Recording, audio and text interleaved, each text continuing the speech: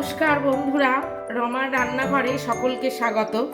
আজকে দেখুন আমি কিছু রান্না দিচ্ছি না, আমি আজকে কচু কেটে দেখাচ্ছি। এই দেখুন, এগুলো হচ্ছে এরম লম্বা লম্বা, এই যে এরম কালো কালো কচু। এই কচুগুলো কিরম অনেকেই কাটতে জানে না, এবার কাটতে জানলে তো রান্নাও হবে না। আর বাজার থেকেও যে সবসময় যে কেটে আনা যাবে সেরকমও সুযোগ হয় না।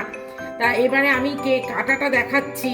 এবারে কাটাটা জানলে পরে আপনারা এনে এইভাবে কেটে রান্নাটা সহজেই করতে পারবেন।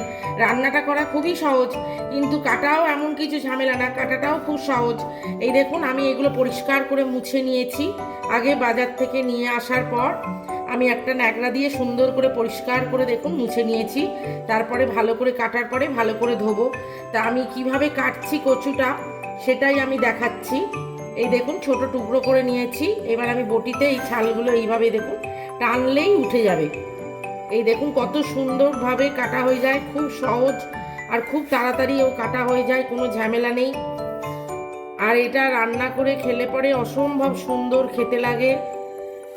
এই কচুটা ভাত দিয়ে গরম গরম ভাতের সঙ্গে খেতে অসাধারণ লাগে। আমি ঠিক যেইভাবে দেখাচ্ছি আপনারা ঠিক এইভাবে কাটবেন। এই যে দেখুন এইরকমভাবে, এই দেখুন খোসা ছাড়িয়ে, এই দেখুন আমার এইভাবে কাটা হয়ে গেল। কত সহজে দেখুন, কত তাড়াতাড়ি।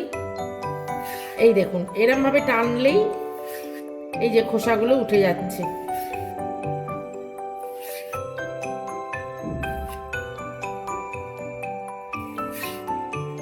এই দেখুন পরিষ্কার করে সুন্দর করে খোসাগুলো দেখুন সুন্দরভাবে উঠে গেছে। ঠিক এইভাবে আপনারা কাটুন।